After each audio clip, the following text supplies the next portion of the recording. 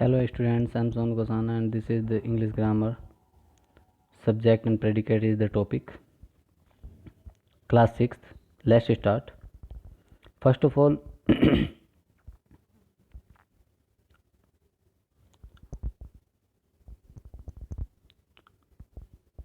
a sentence can be divided into two parts. हम किसी भी सेंटेंस को दो पार्ट में डिवाइड कर सकते हैं. सपोज करो मैंने कहा ही इज़ राम. ओके, तो आपको पता होना चाहिए कि सब्जेक्ट क्या है और प्रेडिकेट क्या है. हम दो सेंटेंस को किसी भी सेंटेंस को दो पार्ट्स में डिवाइड कर सकते हैं. We can divide a sentence in two parts. First one is subject and second one is predicate. लेकिन we call them subject and predicate. ठीक है, लेकिन सब्जेक्ट और प्रेडिकेट को समझना पड़ेगा. Read the sentence given below carefully. The boy run in the park. लड़का, the boys लड़के, run in the park park में दौड़ते हैं. तो यहाँ सब्जेक्ट क्या है? The boys run in the park. ठीक है, ये क्या हो गया? Run in the park predicate. अब समझो ध्यान से, कोई भी सेंटेंस में, किसी भी सेंटेंस में जहाँ वर्ब आ जाती है, वर्ब वहाँ के पहले सब सब्जेक्ट है और वर्ब के बाद का सब प्रेडिकेट. ठीक है, वर्ब हमारी दो तरह की होती हैं. एक हेल्पिंग वर्ब होती हैं, हम आगे पढ़ेंगे भी. एक होती है मेन वर्ब. तो कोई सी भी वर्ब आ जाए, कोई भी वर्ब आ जाए, हेल्पिंग वर्ब आ जाए, मेन वर्ब आ जाए, हम मान करके चलेंगे कि यहाँ के बाद हमारा प्रेडिकेट है. जैसे यहाँ भी देख रहे हैं तो the boys run in the park. तो द बॉयज़ सब्जेक्ट हो गया. क्यों द बॉयज़ क्यों हो गया? बॉयज़ क्यों नहीं हुआ अकेला?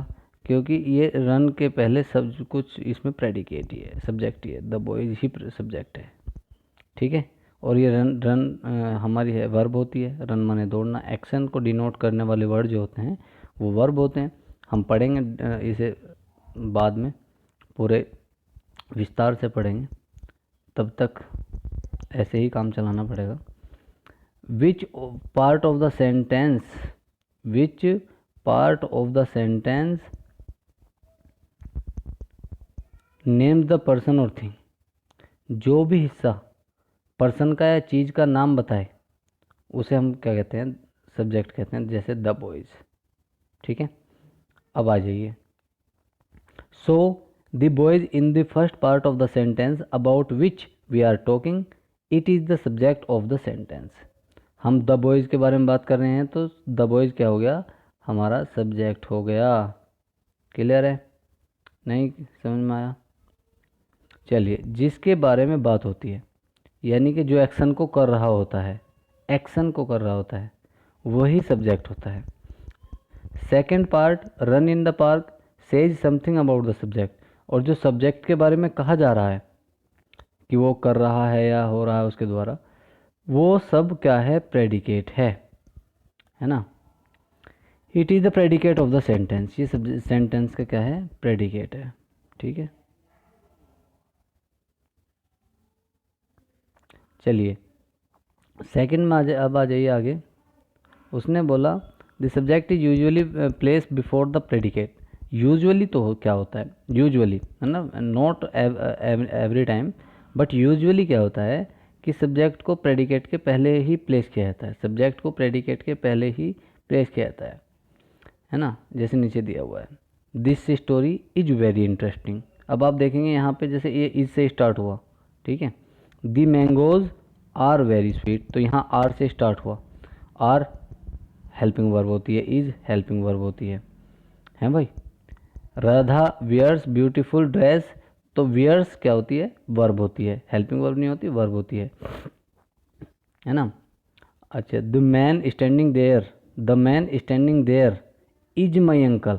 इज क्या होती है? हेल्पिंग वर्ब होती है ना. The man standing there is my uncle, ये पूरा सब्जेक्ट है. द मैन स्टैंडिंग देयर, वो आदमी जो वहाँ खड़ा है. ठीक है, ये पूरा सब्जेक्ट है, क्योंकि इज से ही क्या होगा? इज क्या है? इसमें स्टैंडिंग ना हेल्पिंग वर्ब नहीं है, ना ही वर्ब है. ठीक है, ये ना हेल्पिंग वर्ब है ना वर्ब है। ओके, चलिए, in some cases for the same sake of emphasis the order of the subject and predicate में बी रिवर्स्ड। सब्जेक्ट और प्रेडिकेट का जो ऑर्डर है, मतलब हम पहले सब्जेक्ट रखते हैं फिर प्रेडिकेट रखते हैं, उस ऑर्डर को हम कई बार चेंज करके क्या करते हैं, पहले प्रेडिकेट रख देते हैं फिर बाद में सब्जेक्ट रख देते हैं, इम्फेसिस करने के लिए, उस पर जोर देने के लिए, उस बात पर केवल जोर देने के लिए, उस बात को केवल जोर देकर कहने के लिए, इतना काम करते हैं। तो जैसे इसमें आया आपका नॉर्मल ऑर्डर ऐसे होता है, Chris stood in the middle of the road, है ना। क्रिस स्टूड खड़ा हुआ था, स्टूड खड़ा हुआ था, middle in the road, in the middle of the road, road के बीच में। अगर ऑर्डर चेंज कर दें, एम्फेसिस कर दें, in the middle of the road stood Chris, हैं, ऐसा हो जाएगा, स्टूड क्रिस। फिर ये इन द से स्टार्ट होगा और ये स्टूड जो वर्ड आएगा, जो वर्ब है, वो क्रिस के साथ ही आएगा, क्रिस के आसपास ही, जिससे हमें पता चलेगा कि वर्ब है। चलिए जी, subject and predicate in imperative sentence. Imperative sentence में सब्जेक्ट और प्रेडिकेट कैसे होते हैं, ध्यान से देखेंगे, क्योंकि उसमें सब्जेक्ट क्या होता है, ज़्यादातर हिडन होता है, दिखाई नहीं देता। कैसे? In imperative sentence the subject is not state, तो उसे स्टेट नहीं करते, उसे दिखाते नहीं है। इट इज़ इम्प्लाइड, ये इम्प्लाइड होता है, मतलब छिपा हुआ होता है, मान लिया जाता है। Study the following sentences, stand up quickly, है ना, ये कमांड है, ठीक है। तो you must stand up quickly, है ना, किसी न किसी को तो कहा जा रहा होगा कि आप खड़े हो जाओ, तो उसे यहाँ यू को छुपा दिया गया है। What the sentence actually means actually sentence का ये है, you must stand up quickly, ठीक है, you must stand up quickly. Okay, दूसरा, टेक रेस्ट प्रॉपरली, यानी you should take rest properly, ये actual meaning of the sentence है, ये एडवाइस है, समझ में बात। तो इनमें क्या होता है, सब्जेक्ट छिपा रहता है। In imperative sentence the subject is always you, it is not stated but always implied, ये बताया नहीं जाता, दिखाया नहीं जाता, लेकिन हमेशा होता है। चलिए जी, in case of questions of exclamation, अगर हम एक्सक्लेमेशन की बात करें, it is preferred but that we change the sentence into assertive sentence, we change sentence into assertive sentence so that it is easier to find the subject, ताकि subject को ढूंढना आसान हो जाए। कैसे, ध्यान से समझेंगे। अगर क्वेश्चन है, has he brought the books, क्या वो बुक लाया, तो ही has she brought the book, has she brought the book, ये क्वेश्चन हो गया। तो in order find to subject, in order to find the subject we may rewrite the sentence as she has brought the books, she has brought the books, so we can find that she has brought the book, she is subject. Okay, second one is how such a pretty face, wow such a pretty face, ये exclamation वाला sentence है, तो may be written as, rewritten as you have such a pretty face, तो यहाँ पे आपका subject में निकल कर आ गया यू। ओके, समझ आ गया आपको। Do they own this house, question हो गया, दे ओन दिस हाउस, तो दे ओन दिस हाउस, तो सब्जेक्ट हो गया यहाँ पे दे, क्लियर है, दे, है ना, ऐसे ही होता है। अब आ जाइए यहाँ पे, ये आपको अपने नोटबुक में नोट करना है, जितने भी इस तरह के आपके बॉक्सेस हैं वो सब आपको नोटबुक में नोट करना है। In interrogative and exclamatory sentences rewrite the sentence as a statement to find out the subject. आपको असर्टिव, जो अगर एक्सक्लेमेटरी और इंटेरोगेटिव सेंटेंस मिलते हैं तो उन्हें आप स्टेटमेंट की तरह लिख लीजिए सब्जेक्ट को फाइंड करने के लिए। हालांकि ये दोनों चीज़ें आपकी आती हैं बाद में, ना आपको अभी वर्ब की जानकारी है, ना ही आपको अभी जानकारी है असर्टिव और नेगेटिव, असर्टिव बनाने की। लेकिन चलो, जैसा भी इन्होंने रखा मैं समझा देता हूँ, मैं एक्सप्लेन कर देता हूँ, तो ध्यान से देखें। सबसे पहले, Aanchal is plucking the flower and circle the subject in the following sentences, ठीक है। जैसे आंचल है तो आंचल हो गया, Ashok was a great king, तो अशोक हो गया, है ना। ऐसे strange are the ways of God, strange are the ways, तो इसमें स्ट्रेंज हो गया, समझ गए। ओके स्टूडेंट्स, एक्सरसाइज 2 समझा देता हूँ। Add subject to the following sentences, आपको इन सब्जेक्ट सेंटेंसेज में सब्जेक्ट लिखने हैं। जैसे is bad for your teeth, तो शुगर लिखेंगे इसमें, sugar is the bad for your teeth, ठीक है। इज फेथफुल एनिमल, तो आप डॉग लिख देंगे, डॉग इज फेथफुल एनिमल, ठीक है। बाकी के आप जितने हो सकते हैं करेंगे, जो कोई प्रॉब्लम आएगी मुझसे पूछेंगे। Complete the sentence by putting appropriate predicate, यहाँ हमें सब्जेक्ट रखना था, यहाँ हमें प्रेडिकेट रखना है। जैसे the Himalayas, the Himalayas, the Himalayas are in the north, ऐसे लिख देंगे, are in the north. Himalayas के साथ आर लगाएंगे, इज नहीं लगाएंगे।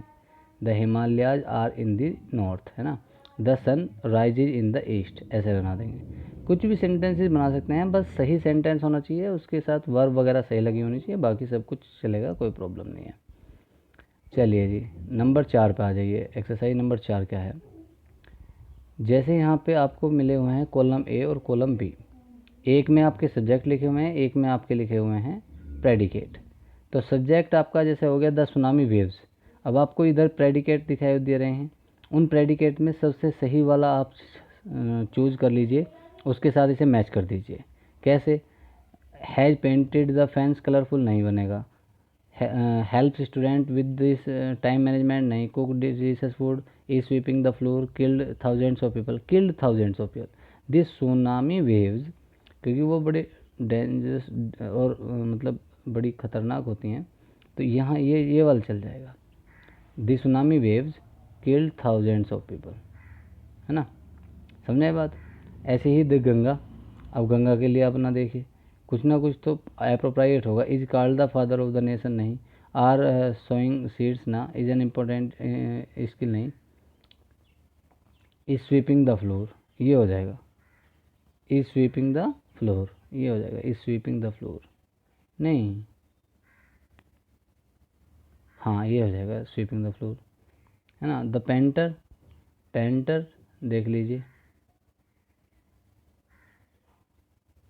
पेंटर का क्या बन सकता है, food is an important skill, are sowing seeds, is called father, sorry, दिगंगा के लिए ये हो जाएगा, दिगंगा इज इंडियन होली रिवर, है ना। ऐसे द स्वीपिंग द फ्लोर, तो वो स्वीप जो करेगा, तो स्वीपिंग का मतलब तो सफाई करना होता है, फ्लोर को स्वीप करने के लिए वो यूज़ नहीं होगा, कोई और उसके लिए स्वीपर वगैरह या कुछ ऐसा आएगा, जैसे ये रहा द स्वीपर, है ना, the sweeper sweeping the floor. ऐसे सबके लिए अप्रोप्रिएट सेंटेंसेज हैं, बस आपको सर्च करने हैं एक एक करके। जैसे आप सर्च करते जाएंगे तो वैसे वैसे आपके कम होते जाएंगे और ये आपका कंप्लीट हो जाता है। ठीक है students, okay student, thank you very much.